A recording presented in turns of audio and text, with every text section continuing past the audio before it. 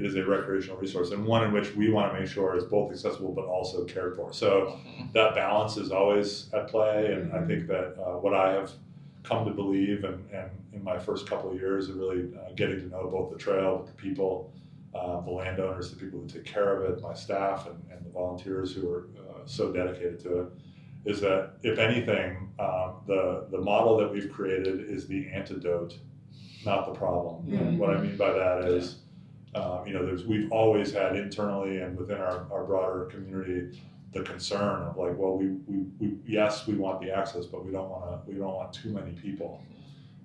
And exactly, but if it's the right kind of use, if it's the right kind of ethos, if it's the right kind of visitor who's leaving it better than they found it, and then from there applying that ethic elsewhere, that in fact that's a good thing. Yeah. And so how do we cultivate that? Well, and I think we saw a lot of that, like that hard, deep conversation of like post COVID, when you had so many of these outdoor spaces that just had incredible amounts of like use occurring on them, and you're like, okay, but is this sustainable? Right.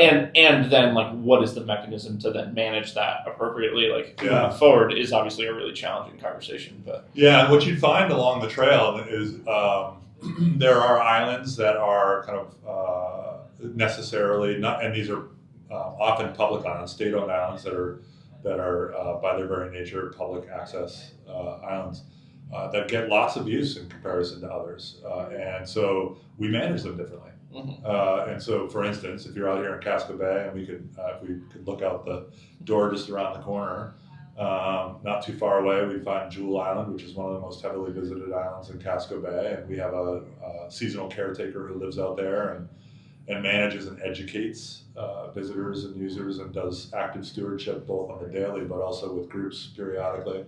And so that's managed differently than an island that you're going to find off the Bold Coast that only gets 2 visitors a year, because it's hard to get to, and it's rustic, and frankly, not everyone wants to be there, and that's okay. Like so, and in fact, so I think that's the beauty of a network like ours, is it's not kind of a one size fits all or one strategy for all. We've got to, if the goal is ultimately to manage them appropriately for the use. So there are rules and regulations. You can't, all kinds of things you can't do, and we need you to do, or want you to do, or we're going to encourage you to do. But if there's a lot of visitors, how do we manage it differently than spaces that are less visited? Yeah.